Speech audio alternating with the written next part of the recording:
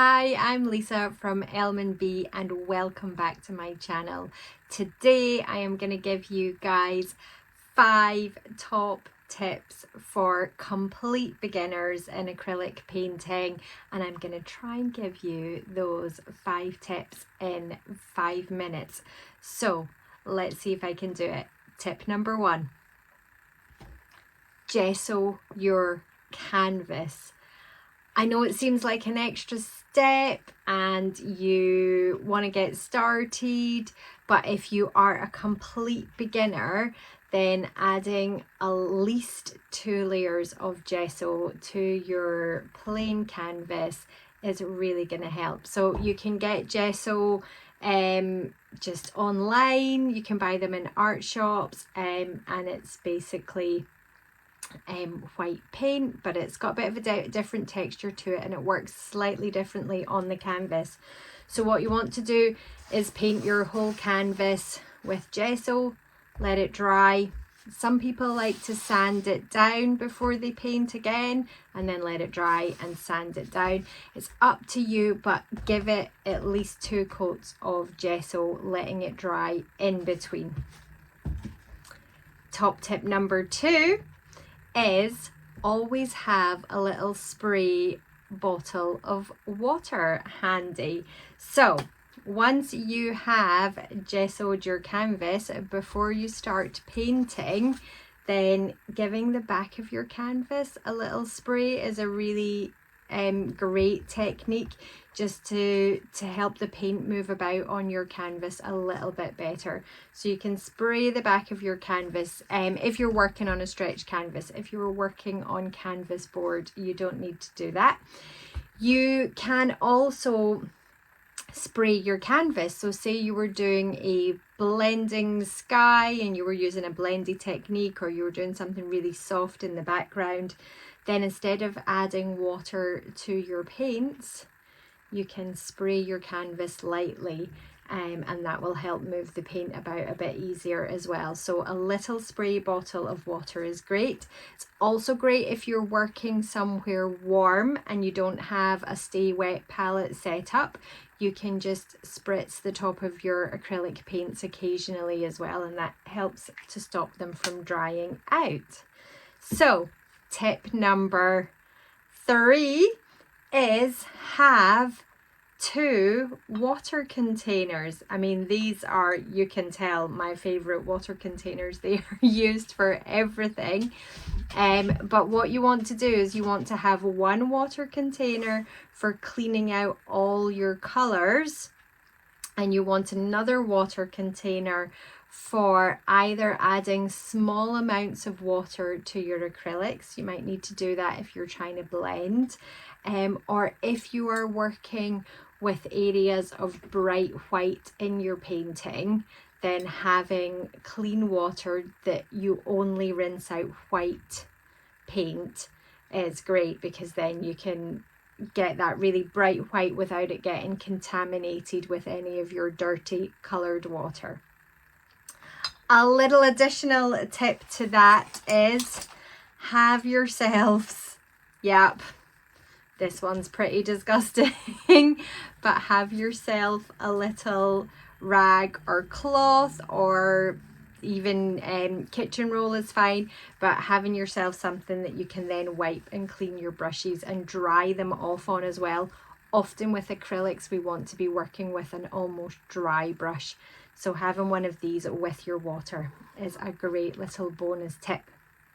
And my next tip, tip number 4, is brushes.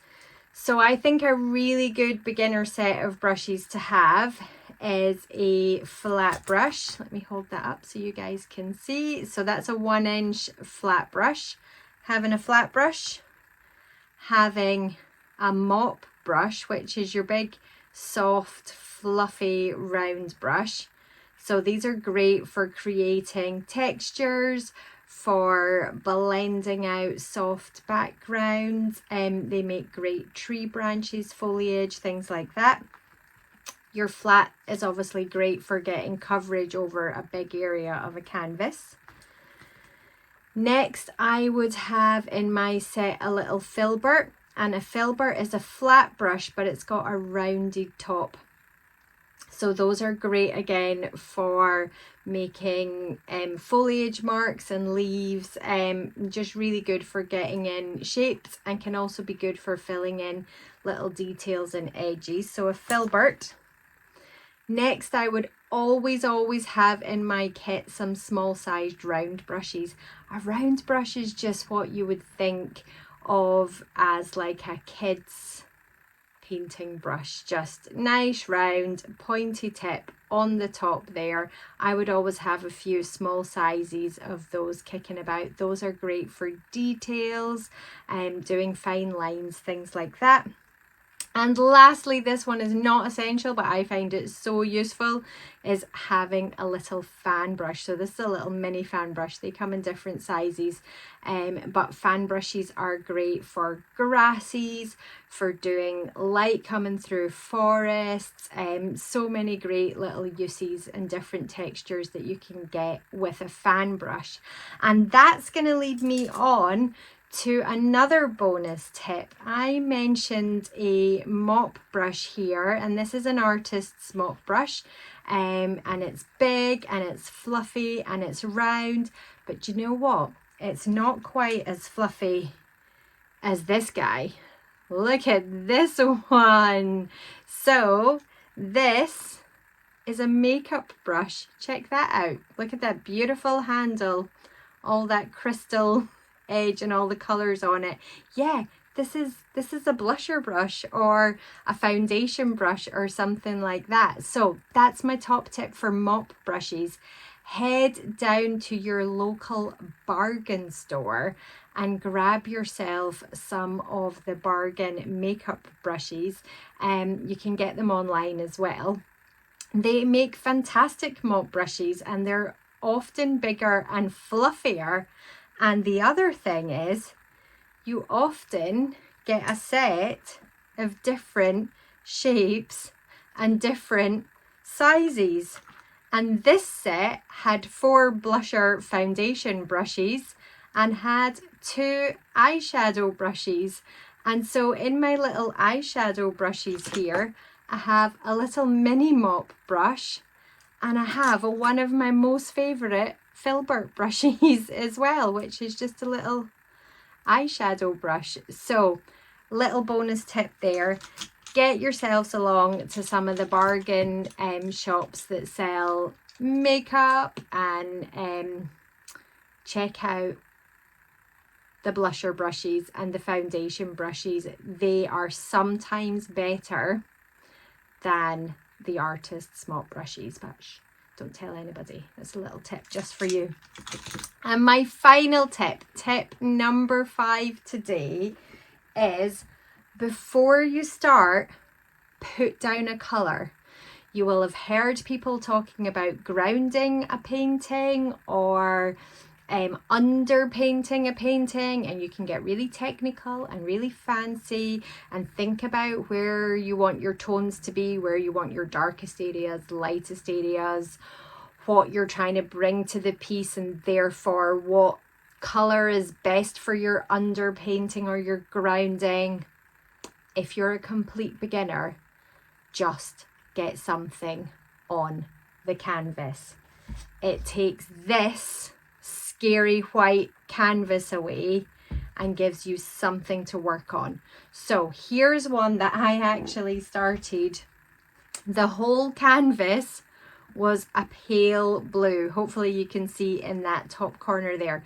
This whole canvas was that pale blue, and it was just patchy blue. It didn't need to be an even color. It doesn't need to be smooth. It had darker areas, lighter areas. And the reason I went for a whole pale blue was because I was going to paint a flower meadow and a sky. And then the sky became peach. So it doesn't matter what you put down, just get something down. Get rid of that scary white canvas. It also means that you're working acrylic on top of acrylics and not acrylics on top of gesso, which can hopefully help. But yeah, tip number 5, Get something on your canvas before you start. Take away the scariness of the plain white page and give yourselves a bit of a colour and a background to work with. Yep, it can help with tones, there's so many other things that can help with, but let's not get too technical. Let's keep it nice and simple. That was my 5 top tips for beginners starting out in acrylic painting. If you want to do some tutorials with me, I have a few very beginner friendly, anybody can do them, anybody can paint them tutorials, and they will be linked here, or on the end screen somewhere. But thanks for joining me, and I hope to see you in the next one. Bye guys!